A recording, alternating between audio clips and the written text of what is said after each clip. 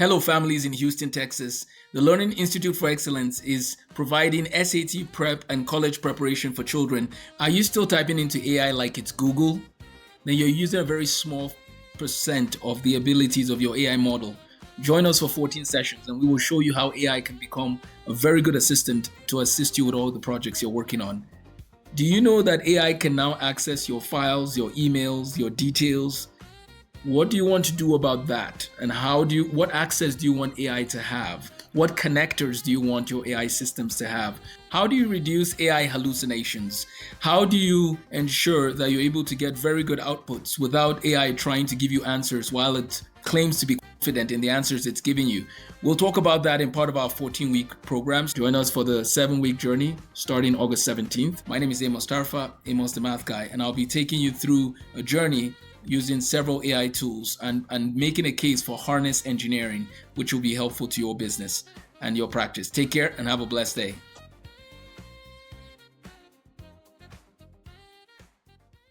Good day, good day. We're here again. Yes, it is Startup and Innovators on the Atlanta Discuss channel. Now, this guy is not a startup. He's clearly an innovator on the humanitarian level. That's why we're bringing in. He's slaying stereotypes, he's breaking barriers. There's a lot he's doing on the continent of Africa. There's a lot he's doing for Nigeria as a country. He is a Nigerian. Yes, he's been on our sister program, that State of the Nation. But he has written a book on Nigeria, and that's why we're bringing him here, not just because of the book he has written, but majorly because of the book he has written on the role he has played on the humanitarian level in Nigeria, in the Sahel. This gentleman has over 25 years of experience in asset and community management in the continent of Africa. So my viewers, today I introduce to you Stephen Enada. Stephen, welcome to Startup and Innovators on the Atlanta Discuss channel. Thank you, Mr. Balogun. It's my pleasure to be here with you. Yeah, I know our regular viewers on State of the Nation know you. You are new on Startup and Innovators, but I like the fact that you wrote a book about your country, a book that wants to make change. And that's why I clearly consider that an innovation, not because you are the first person to write a book. A lot of people have written books in the past, but you have a very incisive title for the book, which has pricked my conscience, and I think should prick every conscience, that hears it. And you call it Demons of Nigeria. So let's start with the title itself, before we, that kind of thing. The Demons of Nigeria, it's striking, evocative choice. What did you mean by Demons of Nigeria? Mr. Enada, over to you. Yeah, if you look at that, when my mentor, Professor Toyin Falola, was writing a foreword, he was like, when you look at the theme, the title of the book, The Demons of Nigeria, is annoying and provocative. But the question to ask is, with what is happening in Nigeria, from the issue of underdevelopment, corruption, terrorism, counterfeit drugs, narcotics, all of those things, lack of unified system that developed a country like Nigeria, then the question is, who is not a demon? It used to be said that it is our leaders that actually are the problem. But the truth of the matter is that the leaders are actually 20% of the problem. 80% of our problem as a nation is the followership. So the demons of Nigeria x-rays the issues that bedevil Nigeria, that bestrides us. And that is to talk about from the issue of civil service, when you have corruption, and corruption has been actually, I call civil service as them of robbers. And then from the issue of politicians, they are the Leviathans, they are the one who actually are steering, and they are the spoilers of the reform. Then you look at the masses, they are docile, they are gullible, and it includes me as well. So now when you look at the international community, it is patron-client relationship, because they are actually part of the spoil. You talk about the media. The media is the one who actually parrot for corrupt politicians. So who is not corrupt? So it's really like a metaphor, but the reality is that it is our situation is like we refuse to see ourselves in the mirror. The corrupt people wear the same glasses we all wear. So we are all part of the issue, and that is consequently the book is saying what has prevented Nigeria from succeeding is all of us, Wow. and we are all demons. Wow. So technically speaking, we're all guilty. Yes. Oh, wow, wow. That's I'm trying to look for what one of my guests said. Yeah, so I found it. It was Unkoyo Toyo, one of my past guests on the sister program. She said our problems are, let me read it the way she said it. Our problems are structural as systemic. Do you agree with that? Yeah, it's structural, systemic, and it is correct. That is absolutely correct. So now on this show, right, we deal mostly with people that have developed something, invented something, that are running a business. Now, what you're doing, it's a niche. You understand? It's on the humanitarian area. That's why I'm bringing you on this. And also, I'm a businessman also. I So know you're a businessman. We'll get there. We'll get yeah, there. Yeah, yeah. but you see, the thing is, most of the startups that come here, they complain of the Nigerian structure. They can't get loan from banks and all that. All those things. And we're going to look at some of them. But my second question to you today, I'm looking at on the undercounted violence. You have long argued that the death toll from religious and ethnic violence in Nigeria is deliberately undercounted. That is, they're underreporting the number of people that have died. Now, and you have pushed back on the farmer header or the climate-driven framing of this violence, so to say.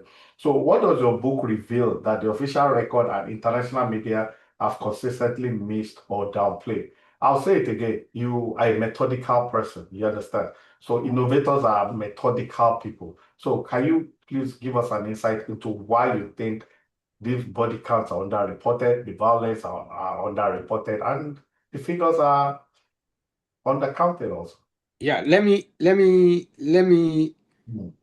try to set even the record straight. Please go ahead. Startups and innovators, you can prosper as a business where there is religious freedom. I understand. That's one of the reasons why we're Yeah. having So now, yeah, we'll come back to that. Now, yeah. when you look at the truth of the matter is that terrorism benefits those disruptors and those leaders who never wanted to do what is right.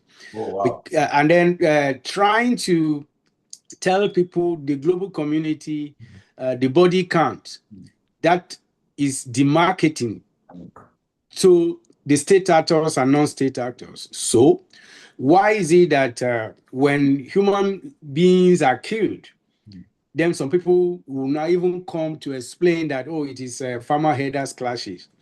Oh, it is Muslims that are killed. Oh, it is Christians that are killed. That is failure of leadership. No citizen in Nigeria should be killed.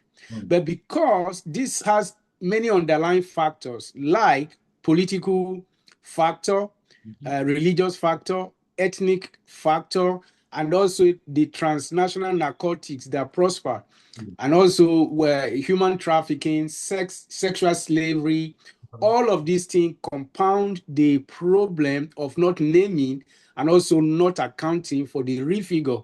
And unfortunately, when our researchers on ground try as much as possible to go and capture body counts and displace people where crises are taking place, they are prevented by Nigeria state security agencies. Even at that, you try as much as possible to talk to victims who survive and to talk to community leaders who are displaced. So if you look at it from 2015 to date, which is like 11 years or 10 years thereabout, more than 10 years, over 240,000 Nigerians have been killed. Oh, And wow. now, international community who try as much as possible to aggregate are giving figure of 100,000.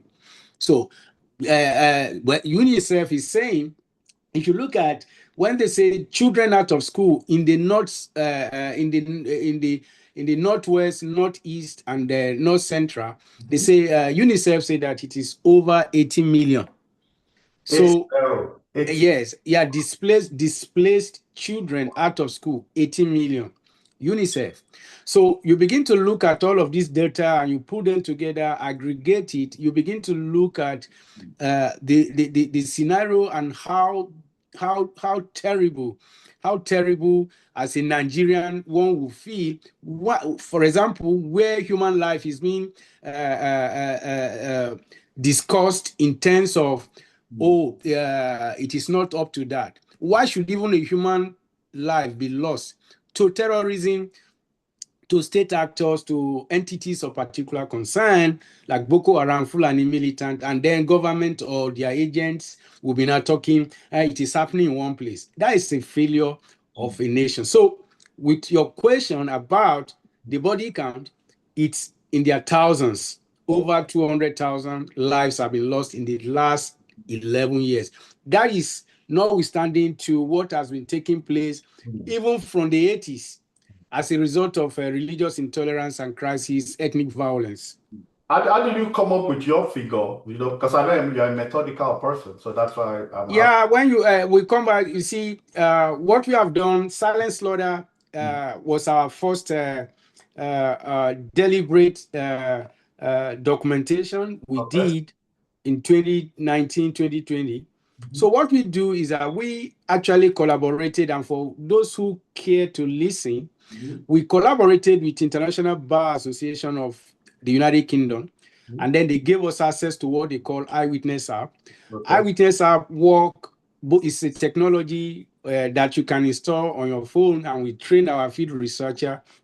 What they do is that they go to community, and when community is attacked, there are survivors who actually have lost their family members. So you ask them questions. Sometimes mass burial would have happened. So, but notwithstanding, we will actually take documentation by name, documentation by village, documentation by religious buildings that were burnt, and then you begin to look at how many people were from the registrar. Maybe in this church, in this village, about 70 people worship in the church, and now you can only account in the last 6 months. You can only account for 40, or you can account for 20. So what that means is that, and then you begin to look at all the neighboring states, whether they are displaced, whether they are in refugee camps, or whether they are living with family. So we use Eyewitness app to document. And then what that means from latitude, longitude, it's not that maybe you are documenting from hearsay. You document, then you upload it into the cloud.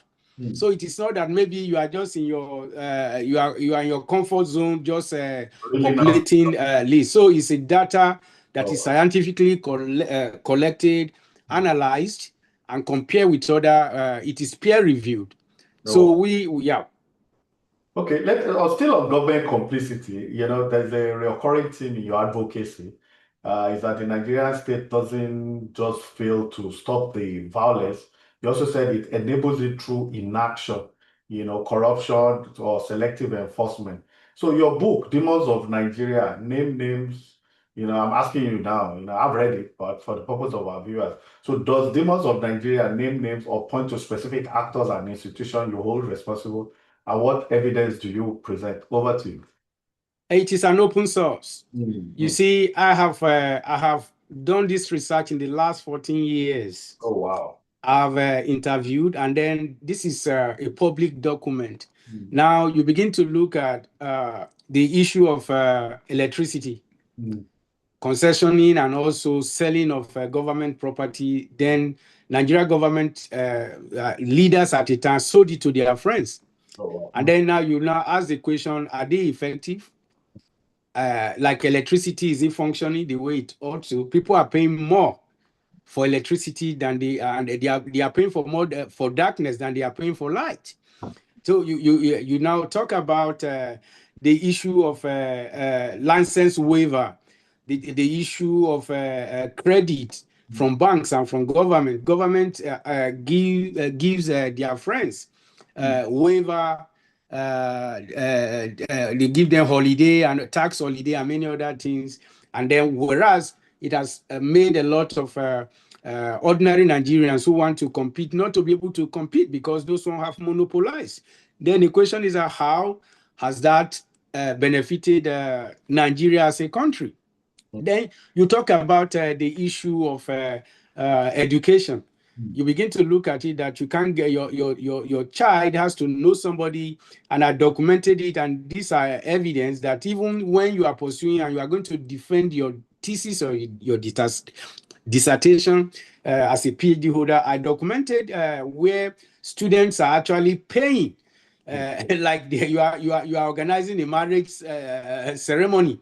You pay your external supervisor, your internal supervisor some amount, and then you now even cook food for them. You are even told those are documented here. Then you look at the issue of brand envelope. And you talk about all the prebenda politics that have bedeviled Nigeria all these years. So tell me exactly which one. It's just that we try to gloss over issues that have held us down. So what the demons of Nigeria had done is to bring together all of those public documents, and then it synthesizes them, and then brings about conclusion that every facet of Nigerian life is responsible. If you look at every aspect of Nigerian life that is not working, it's as a result of the demons. Tell me which aspect of Nigeria is working. Okay, Then I talk about let's go to solutions now. yes. That's the area I'm really very concerned about. Yeah, you said it, that your books like this often do more diagnosis than prescribing. You understand? And you've done that because most of the people that come on this show, they always complain when you ask them what are the hurdles you have. Recently I spoke to over 10 people, Nigerians that live in Brazil. I was shocked. They are all masters holder, PhD holder. They don't want to come back home. Some have left with their family. Imagine going to study to do your PhD in Brazil. You now move your 4 children and your husband. If you're a man, you move your 3 children and your wife. And nobody seems to want to come back. You understand? That means that all the knowledge they have in their brain, Brazil will be the beneficiary of that. So it's worrisome.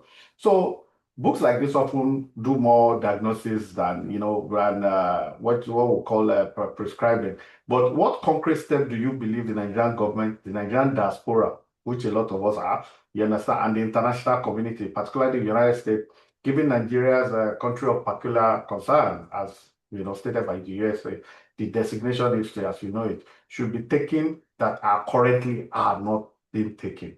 Now, what's the way forward here? Well, the diaspora community, actually, I tag it, they are part of the problem.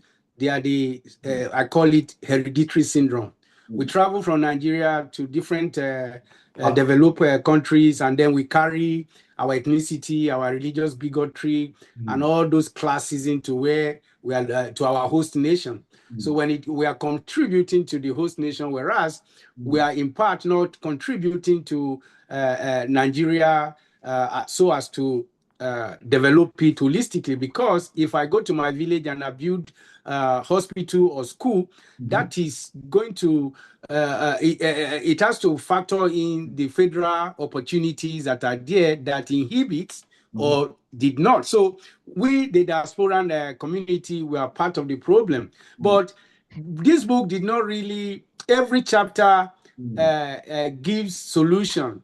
And then because it is wanting to diagnose, it's another thing to actually find the panacea. So, and that is what the last part is saying, because there are many countries like Nigeria, and they have been transformed. So why not Nigeria? So that's why I was saying that Nigeria can be reconfigured. And the reconfiguration is about a call to action from ruin to renewal. And then there are prizes and patterns, and also a part for the Nigeria we all try to. Even though the book had walked through the demons that haunt Nigerians and Nigeria, from the colonial inheritance that fractured a people before they could even become a nation. You see, Nigeria has actually been programmed to benefit those it will benefit, not the masses. So we have to look at the core strategy, what has happened. There was killing feed in Rwanda.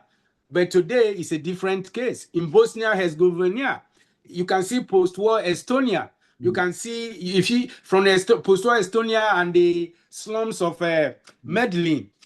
So you can see how broken society have chosen to become something else. Let's look at Rwanda quickly. What did they do different? What was their innovation? What did they? Their innovation is one that we have problems. We have a genocide. But the truth of the matter is that the Gachacha is actually putting to people that look, we have to develop our resources and with discipline. And even though give it to Paul Kagame, Paul Kagame is a dictator, and sometimes if you look at his approach, you may criticize him, but you begin to look at that he has to organize people around sheer national pride that we can become a nation. And then they have to come together to forgive one another. And then he has to get rid of even ethnicity and bigotry. And then the institution becomes so. Even religion, because they banned some churches too. You say? In Rwanda, they banned some churches. Yeah, because churches trying to reinforce hatred as a result of the very dark experience. So the core strategy for Nigeria is one: we have to organize, we have to be disciplined, and then we have to actually have non-violent, massive civil resistance to the status quo. And then you see, there are historical evidence of captured people. And then how they have won. So don't forget Mahatma Gandhi, India independence movement, right? Yeah. They defeated British Empire. So you begin the assault march, you remember? Then you begin to look at even the American civil rights movement. And then you begin to see a lot of issues in South Africa, apartheid. Yes, you can see that they were able to. You begin to see a situation in Serbia, the youth movement, they call it Otopo, you remember? Yes. Resistance. So you see, even the combined branding, human training, and decentralizing, do you know why? And I also, the reason why NSAS failed, I gave it in my book. The reason why it failed is because they didn't decentralize leadership across the state. That is actually a very close shave to reform that Nigeria needed, and it's going to happen again. So now the anatomy of a nation, of society before reformation, we already know there are tribalism, institutional decay, demoralized citizenry, impunity at the top. So we have to combine Saul Alinsky, rule for radicals, because it is a framework for Nigeria action. We have to organize, we have to train, and then it has to be a targeted one, so a framework. And we have to begin to align, because if you set up a movement that is Yoruba inclined, is going to fail. If you set up a movement that is Igbo inclined, is going to fail. If you set up an Arewa movement alone, is going to fail. So the reason why Nigeria has not formed cohesion around issues of transformation is because we have been so divided that we don't have a true sense of patriotism, because there hasn't been any national agenda in the first place. Because when the British and in the 1886 upward, when they are talking about partitioning, dividing Africa and everything, when it came to Nigeria, they begin to just conjoin. I call it polyzygotic fetuses. You have conjoining of many fetuses together, and then up till now they are unable to separate themselves. Why is it so hard for our scientists, our political scientists, to be so innovative about the way forward? We saw it in Yugoslavia. There are about 4 or 5 countries from there today. Yeah. We've seen it even in Ethiopia and Eritrea. We saw it in Malay. We became Singapore. And while we're not asking Nigeria to break, but why is there that we don't have an homegrown, innovative solution from our intelligentsia, for example? Rwanda is still Rwanda, despite the fact that they have their ethnic issues, you understand? But like you said, there's a citizenry problem, there's a leadership problem. But why has the intelligentsia failed to live up to the billing? You see, the common pattern that broken societies have followed, one, which is the solution, because you see, there must be a galvanizing national vision. So no society has ever rebuilt itself without first deciding what it wishes to become. Lee Kuan Yew, you have mentioned, first world oasis in third world region. You begin to see Japan generation, the vision. You have to envision something, and then when you don't galvanize around national vision, you've lost everything. Then there must be ruthless institution building. So reforming society invests obsessively in building institutions that outlast individuals. What duty is it to come up with all these ideas? That's what I'm asking. Is it the leadership, or in our own case, was it the founding fathers? Where did we get it wrong? It is, you see, moral decay. We have actually, there is no national vision. And then people have not come together to discuss that, okay, this is a nation, and that is why you see lack of patriotism. People are more patriotic to their region, to their tribe, to their religion. So we have to galvanize we have to define what is a national vision. And when you talk about that, you talk about what our leaders, political leaders, military leaders, all the religious leaders, traditional leaders have refused to do all these years. One is because they have not been able to tell people this is the national vision. So you think tribe and religion, lack of unity, etc., is the major hurdle to our innovative leap forward? It has been. There is nothing truer than what you have just said. That is actually the manacle. That is the obstacle, because you begin to look at it, and I explain in my book. You see, meritocracy as a national religion. So it is merit that's supposed to be national religion. It is all, you see, Christianity will not develop Nigeria. Islam will not develop Nigeria. What will develop Nigeria is, one, this is our national pledge and allegiance, that every Nigerian, you begin to look at inalienable rights that is enshrined in the Declaration of Independence in the United States. That everybody is captured. If not, even with the issue of immigration now, it's still, when you are in U.S. soil, you are being treated with the fact that, look, even though you might have committed a crime, but there is going to be process. So you are still going to be treated based on the U.S. Constitution. So you have rights. So now the question is, you talk about what are the solutions. We need a disciplined, patriotic elite, but our politician will not give it to us. It is actually the masses. This book indicts the masses. Look at election coming now. They are the ones suffering. You know how many people are calling you, they want to pay rent, school fees, medical stuff every day. And now these are the people who are just singing Kumbaya and all of those things to these politicians. So the issue is like the national recollection. I talk about we celebrate a failure that looks like success. So we need to begin to look at national reconciliation before national construction. That is one. A disciplined people. Then we need to, rule of law should be applied upward. That is just another thing. So you see now, imagine when somebody commits crime and they say, oh, he's connected. Who does that? Connected where? I have one more question for you, Yes. I'm talking on personal stakes and safety now, because you have been doing this advocacy work for years, testifying, writing, organizing campaigns, like Nigerian silent slaughter. We will probably talk about that sometime later, not today. What personal risk or cost has this work carried for you?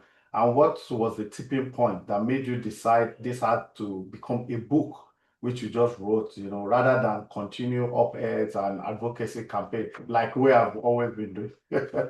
Brother, I flew from Rwanda because I was doing post-conflict stabilization project in Rwanda and Uganda. I flew when this Save Nigeria group was instituted by Dr. Tunde Bakari, and I was excited. But even though I was also excited to even participate in forming a political party called National Transformation Party, because I was like, okay, you need a party, disciplined party with right ideology to be able to bring leaders that will develop communities. So, but I just discovered that every effort is yielding nothing. So, when my eyes was opened that I have to write this book was 2011, where I have to travel to Port Harcourt to visit a party secretariat. And then this is National Transformation Party. Then the chairman of the National Transformation Party had already collected money from the PDP. And then instead of our own presidential poster to be in the secretariat, it was Jonathan's poster everywhere. Oh, so wow. I look at it. That he has sold his soul for the devil. So you look at it and you begin to look at, the highest bidder. And that is the reason you begin to see then the orientation when they are saying, collect your money. If any leader is saying, collect your money and vote, that leader will lose that election. Reason because human psychology comes to play here. Yep. Somebody gives him money and you say, collect money and vote your conscience. Then the question is that, so what are you doing with your own money? Because politics has been monetized, and that is a call to action. I call let me go back to that again. Okay. I said that we need to name the demon honestly, build the beloved community we want, and then we need to be transparent. And there are layers to educate, and there are layers to boycott. Okay, let's go into those layers now. We're very interested in that also. Yeah. You see, when you are talking about nation building, already we know the problem. Then we need to turn pressure into a public conscience. We need to begin to discuss that.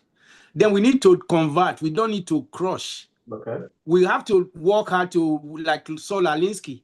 You have to work with enemy opposition to win them over, to see reason why there must be change. Then, but you also have to purify the movement before confrontation. So, and you have to negotiate in good faith, and you don't need to attack government institutions through destruction. You have to act boldly without violence.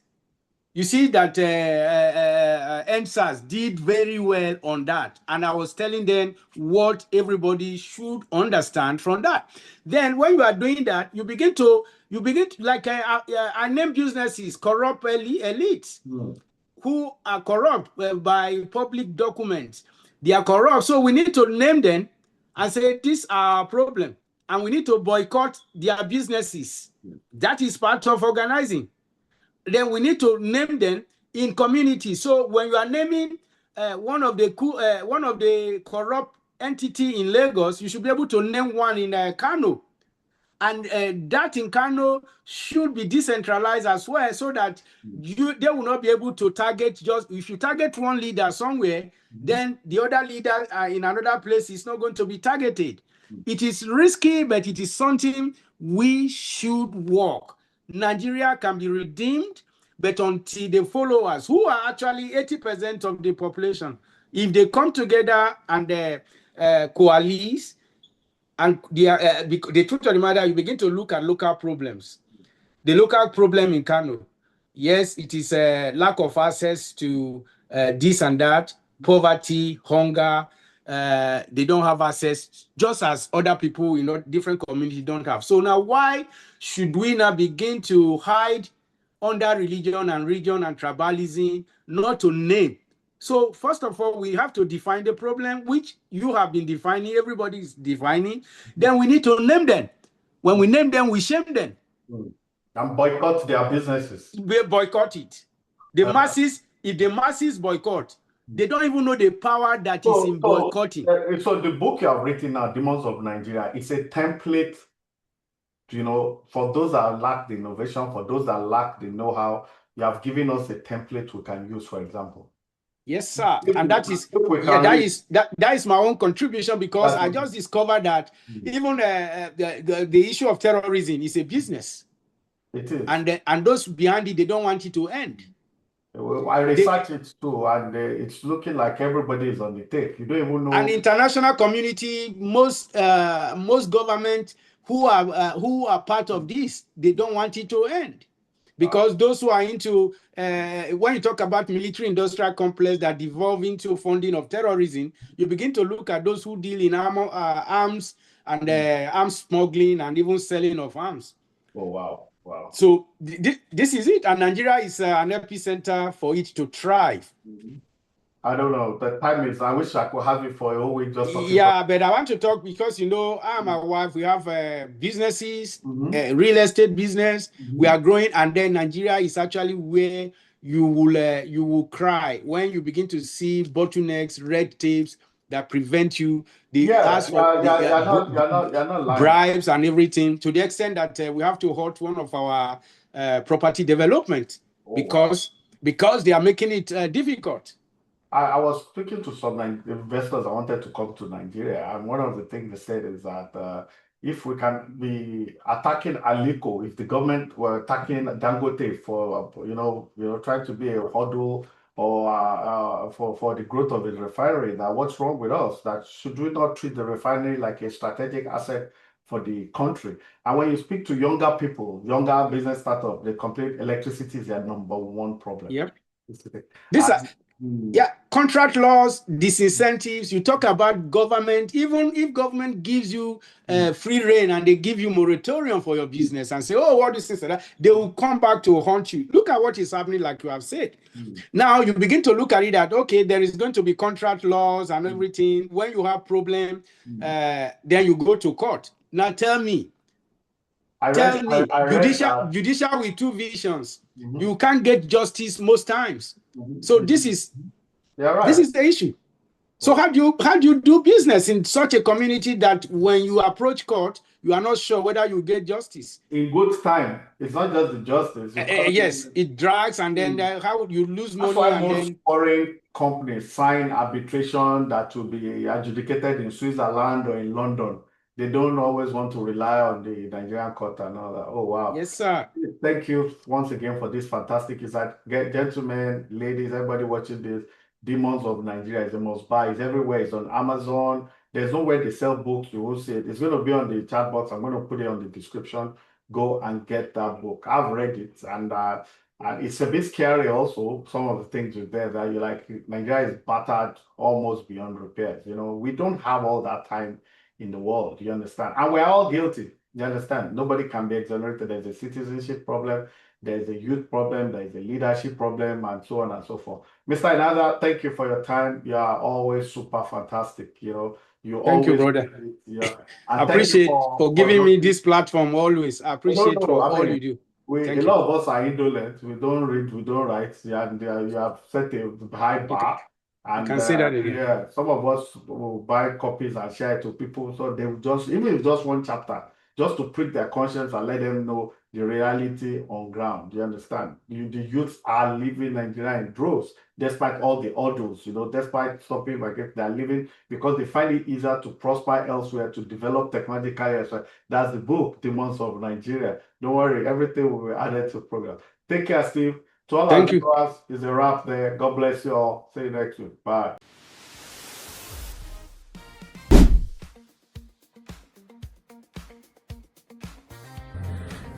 Hello, families in Houston, Texas. The Learning Institute for Excellence is providing SAT prep and college preparation for children. Are you still typing into AI like it's Google? Then you're using a very small percent of the abilities of your AI model. Join us for 14 sessions and we will show you how AI can become a very good assistant to assist you with all the projects you're working on. Do you know that AI can now access your files, your emails, your details? What do you want to do about that? And what access do you want AI to have? What connectors do you want your AI systems to have? How do you reduce AI hallucinations? How do you ensure that you're able to get very good outputs without AI trying to give you answers while it claims to be confident in the answers it's giving you? We'll talk about that in part of our 14-week programs. Join us for the 7-week journey starting August 17th. My name is Amos Tarfa, Amos the Math Guy, and I'll be taking you through a journey using several AI tools and making a case for harness engineering, which will be helpful to your business and your practice. Take care and have a blessed day.